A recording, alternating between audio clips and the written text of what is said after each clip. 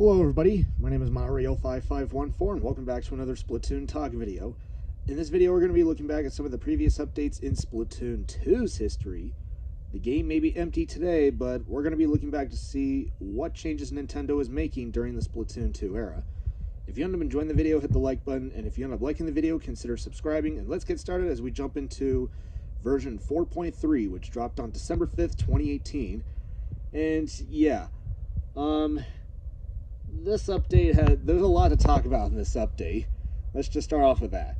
And starting with from 2.0 and 3.0, 4.3 starting off with some new content, being a stage rework to Blackbelly Skate Park for all modes. That's right.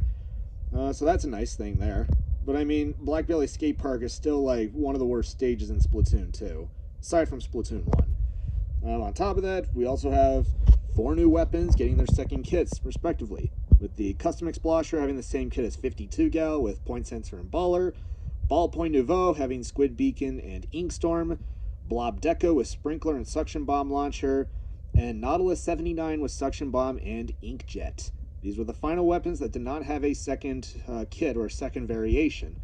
In addition, the 4th and final volume to the Kensa collection was released, which dropped the Kensa 52 with Splash Wall and Booyah Bomb, the Kensa Gloogadoolies with Fizzy Bomb and Ink Armor, the Kensa Mini Splatling with Toxic Mist and Ultra Stamp, and the Kensa Rapid Blaster with Torpedo and Baller. Out of those 4 kits, I think Kensa 52 and the Kensa Rapid Blaster were the clear winners, but I think Kensa 52 is number 1 here. But I mean, these are some very decent options here. And so that's nice. On top of that, we also have 2 new abilities. First, Bomb Defense Up and Cold Blooded were combined into a single ability, being Bomb Defense Up DX. Yeah, I don't know why they kept Cold Blooded in this game, which, yeah, it was that bad in this game, compared to what it was in Splatoon 1. So, yeah, they had to combine it with another ability, so it's now Bomb Defense Up DX. On top of that, an additional new ability was added, which was Main Power Up. As well as it can be used in the secondary ability slots besides the primary ability slots. So it's not like a gear exclusive like Comeback or Last Ditch Effort. So that's nice. The ability's effects varies between different main weapons, even in the same class. So yeah, Main Power Up basically upgrades the main weapon in certain aspects.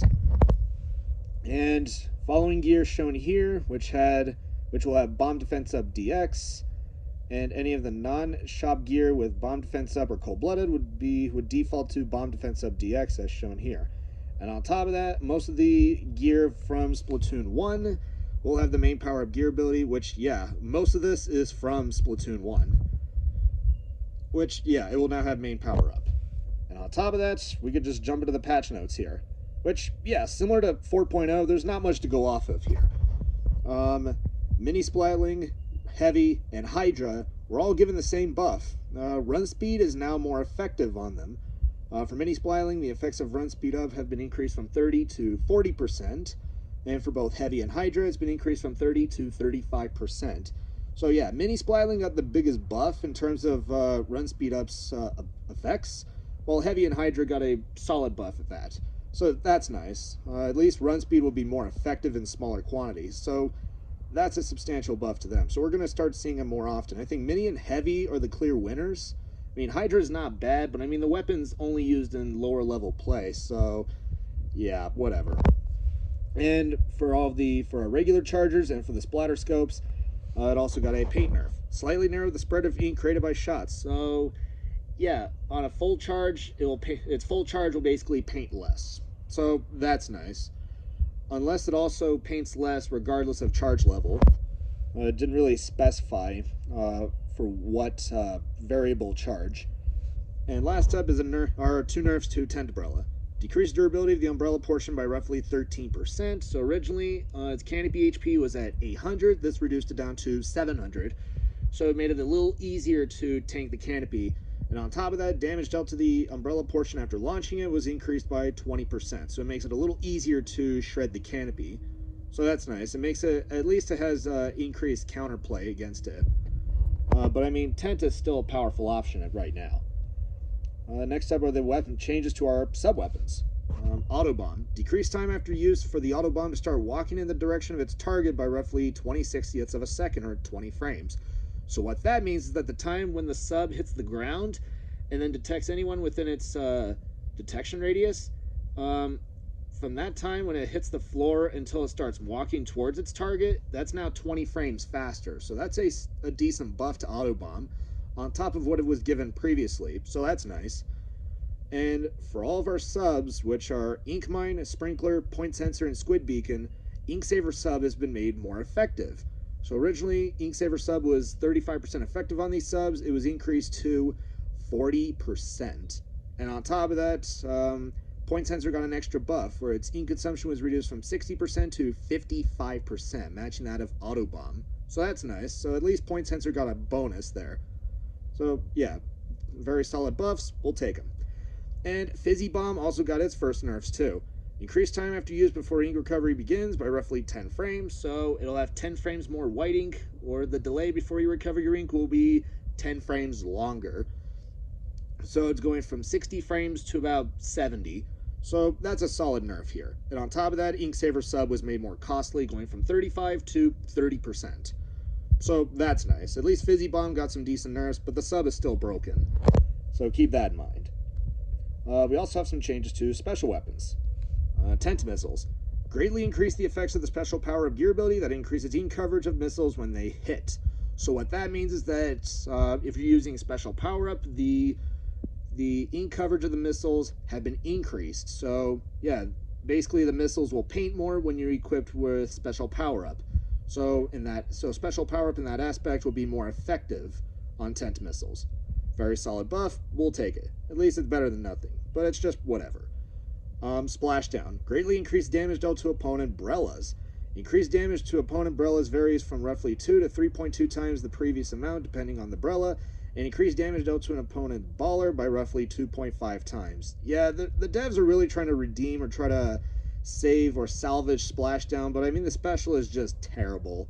I mean, ever since what happened in 3.0, Splashdown has really, it really dropped like a brick. So it's kind of, the buffs here are kind of pointless, but it's nice. At least it gives it some kind of utility in certain situations. So that's nice. Don't think we'll be seeing it as much, but it's whatever. Baller. Greatly increased damage dealt to opponent Brellas. Increased damage to opponent Brellas varies from roughly 3 to 4.8 times the previous amount, depending on the Brella. So Baller has increased object damage, similar to the buff Splashdown was given, but Baller has a very large, it was given a bigger buff than Splashdown. Still a solid buff. We'll take it. I mean, Baller is still it's still a decent special. Still a good one at that. Ultra Stamp. When holding ZR to attack repeatedly, number of possible attacks have been increased by shortening the amount of time the stamp is cocked back, making it easier to block shots from directly in front of you.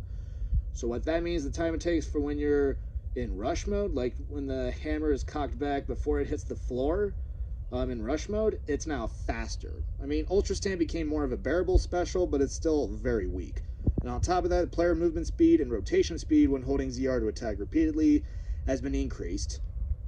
So basically your movement speed and your rotation speed are faster when in rush mode. So very substantial buffs to this special. It's still weak, but at least it's a little more bearable. We'll take them. And yeah, Stingray is still getting nerfs here. Decreased duration by roughly 35 frames, so it's going from about 7.75 seconds to about 7.17 seconds. Yeah, it's still broken. Decreased effect granted by the special power gear ability, so SPU is more costly. Damage dealt to opponents using Ink Armor was reduced by 56%. Damage dealt to opponents using a Baller was reduced by 25%. And decreased the ability to knock back opponents using a Baller. So at least it made Stingray, it made it a little bit more bearable to survive Stingray, especially if you're using Baller, as well as a bit when you're using Ink Armor. But I mean, the special is still broken. Not to mention, it's the infamous special that was given the nickname the Death Laser. I'm not joking. I'm serious. This is the nickname they gave Stingray, the Death Laser. And on top of that, Inkjet was also given a nerf for no reason. Decreased damage dealt to opponents using a Baller by roughly 30%. So the buff that it got back in like 1.4, I think, was greatly reduced. I mean, this was kind of unnecessary, but whatever. And points for special changes, not that many, only 4 of them. Kensa L3 and Kensa Octobrush will get Ultra Stamp at 180, to try to increase their usage, given with the buffs to Ultra Stamp, try to compensate for it in case Ultra Stamp didn't do that good or the buffs weren't enough, so that's kind of nice. Kensa Splattershot Jr. will get Bubble Blower at 200, and Splatbrella will get Ink Storm at 200. Overall, nothing really much to complain about here. I mean, yeah, at least it's better than most of the other points for special changes we've been given between 4.0 and 4.2, especially 4.1. That update was a grease fire. But we also have some updates or changes to abilities.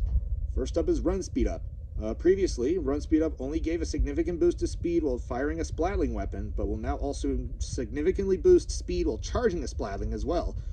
So what that means is that, yeah, Run Speed will now be more effective on a Splatling, not just when you're firing it, but also when you're charging it. So Run Speed is basically a two-way street on Splatlings. Besides firing it, you can now use it's now more effective when charging, so that's nice. Swim Speed. When using weapons that feature lower movement speed and swim speeds when not firing, such as E-Leader or Dynamo Roller, Swim Speed Up will now grant a significant boost to swim speed even when using fewer instances of the gear ability than in previous updates. So what that means is that if you're using a heavyweight weapon like Dynamo Roller or E-Leader or Explosher, your swim speed will now be swim speed up will be more effective in smaller quantities, as well as they'll be more effective on heavyweights. So that's a substantial buff here. This, I think, Dynamo Roller and E-Leader are definitely going to be more effective. We could see a little bit more of Explosher, given that that weapon is pretty powerful at the moment. So yeah, we'll take it. Ink Resistance. When using this gear ability, players will avoid taking damage for a brief time after first stepping into an opponent's ink. The length of time before taking damage in this way will be increased in proportion to the number of ink resistance abilities being used. I wonder why they're doing that here. We'll talk about that in a bit, or we'll talk about MPU later. And last up is Thermal Ink. Extended duration of effect by roughly 4 seconds, so it's now going to last 16 seconds instead of just 12. So that's nice. At least Thermal Ink is getting something out of this. But after this update dropped, let's just talk about MPU for a moment, because MPU was like the most broken ability ever added. And yeah, like I mentioned at the end of when I talked about 4.2 at the very end in the last video, 4.3 looked at the grease fire 4.1 started, and 4.3 basically poured gasoline on that grease fire.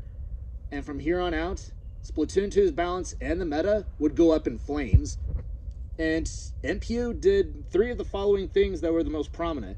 It would either increase the weapon's range, like if you're using Jet Squelcher, increase the weapon's paint, which if you're using like N-Zap or Squiffer, or by far the most broken ability, or the most broken attribute, increasing the weapon's damage. That's right.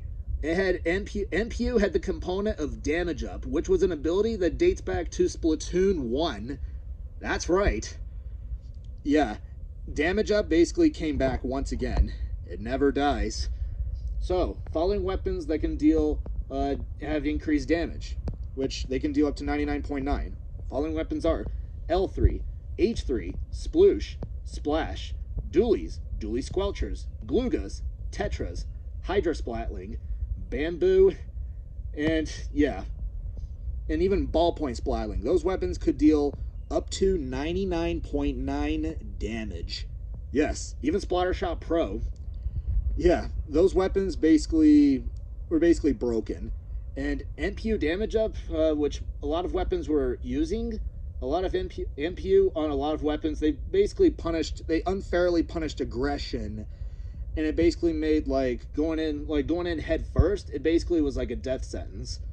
And especially if you're going up against Bamboo, which was running MPU, you're basically playing the game. You're basically playing a game called The Floor is Lava, because if you step foot in like one single drop of enemy ink, and then a bamboo could just one-shot you, because it could deal up to 99.9 damage when it's using the max effect. Yes. That's the hell that people had to go through. And yeah, there was also one weapon that was an absolute juggernaut. That weapon was Ballpoint Splatling Nouveau. Yeah, the weapon was so broken that people started to run 2 of them in comps. Yeah. Let's just give a bit of a quick rundown here. It's not going to be a complete list, but it's just a list of some of the things that Ballpoint Nouveau could do at this time in 4.3. The weapon it had faster strafe speed when charging, as well as when you're firing. Its long range mode had longer range, almost matching that of Hydra Splatling. It dealt more damage in the short range mode. It dealt more damage in the long range mode. It painted better in the long range mode.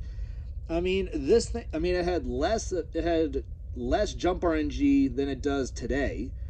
I mean, any kind of thing I would mention off here, Ballpoint Nouveau could basically do. And if you look on Ballpoint Nouveau on Inkopedia in the Splatoon 2 section, or just Ballpoint in general, you'll be surprised by how many nerfs Ballpoint was given. And at this time, comps would usually consist of Ballpoint Nouveau as like your anchor weapon. It would consist of like an armor support, which would be H3D or Kenta Undercover Brella.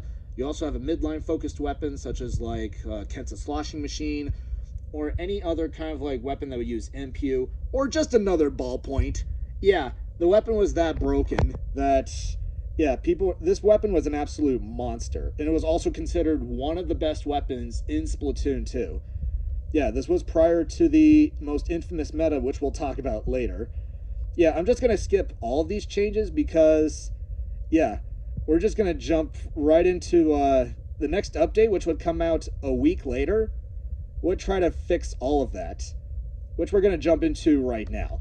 Version 4.3.1, which dropped on December 19th, which dropped a week later.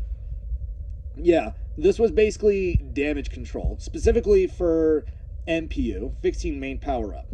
So, for Sploosh, MPU is made more effective, and the amount of the additional damage that can be dealt when the maximum number of gear abilities are used was increased from 20 to 25%. For Aerospray, the effects of MPU is now more easily triggered, even when equipped with the least amount. Squeezer was given the same buff as Sploosh. Roller was given a slight nerf for its vertical flick, where its 40 damage hitbox was increased by 11%. Ink Brush was given a better effect of MPU, and it was also 5% more effective with the movement speed buff that it was given. Same with Octobrush, going from 10 to 12%. Same buff as such as Aerospray. E-Leader would also get a bit more of a range buff. Tri-Slosher Nouveau would also get a bit of the radius of ink coverage for the middle portion was increased from 20 to 25%, as well as with the same kind of buff that Aerospray was given. Mini Splatling will get an increase in firing duration from 30 to 35%, with it being more effective in smaller quantities. Undercover Brella will be able to recover its canopy faster, which was nice. However, Hydra Splatling did get a bit of a nerf here. This was most likely because of the weapon it was good in lower level play, so a lot of people were confused by this. However, Ballpoint also got its nerfs here. This weapon, yeah, it got more than just 2 nerfs.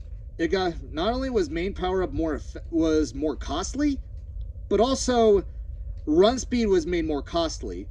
So run speed was originally 30%. This reduced it down to 25%. And it also required a bit more MPU to reach 33.3. It doesn't change the fact that Ballpoint is still broken, but at least it's a little bit more balanced here. But there's still more for this weapon. More on that later.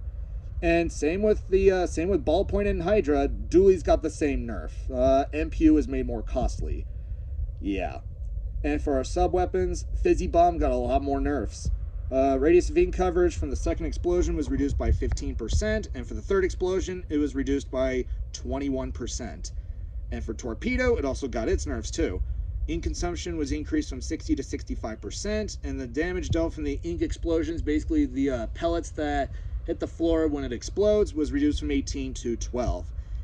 However, its damage dealt to the bubble blower from the pellets was increased by 50%. Combining the effects of the above 2 changes means the damage dealt to bubble blower bubbles remains the same as it was prior to this update.